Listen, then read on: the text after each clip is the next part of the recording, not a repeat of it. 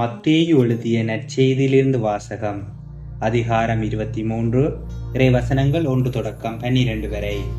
அக்காலத்தில் இயேசு மக்கள் கூட்டத்தையும் தம் சீடரையும் பார்த்து கூறியது: மறைநூல் அறிஞரும் பரிசேயரும் மோசேயின் அதிகாரத்தை கொண்டிருக்கின்றனர்.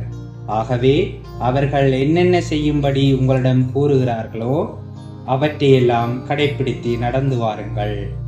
ஆனால் அவர்கள் செய்வது போல நீங்கள் செய்யாதீர்கள். ஏனெனில் அவர்கள் சொல்வார்கள், செயலில் காட்ட மாட்டார்கள். சுமத்தற்கரிய பழுவான சுமைகளை கட்டி மக்களின் தோளின் அவர்கள் வைக்கிறார்கள். ஆனால் அவர்கள் தங்கள் விரலால் தொட்டு அசைக்கக்கூட முன்வர மாட்டார்கள். தாங்கள் செய்வதெல்லாம் மக்கள் பார்க்க வேண்டுமென்றே அவர்கள் செய்கிறார்கள். தங்கள் மறைநூல் வாசக பட்டைகளை அகலமாக்குகிறார்கள். அங்கியின் குஞ்சங்களை பெரிதாக்குகிறார்கள். விருந்துகளில் முதன்மையான இடங்களையும் தொழுகை கூடங்களில் முதன்மையான இருக்கைகளையும் விரும்புகிறார்கள்.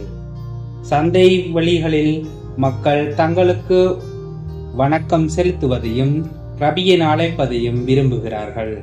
ஆனால் நீங்கள் ரபி என அழைக்க வேண்டாம், ஏனெனில் உங்களுக்கு போதகர் ஒருவரே.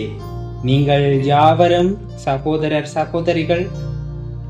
இம்மண்ணுலகில் உள்ள எவரையும் தந்தை என நீங்கள் அழைக்க வேண்டாம், ஏனெனில் உங்கள் தந்தை ஒருவரே, அவர் விண்ணுலகத்தில் இருக்கிறார்.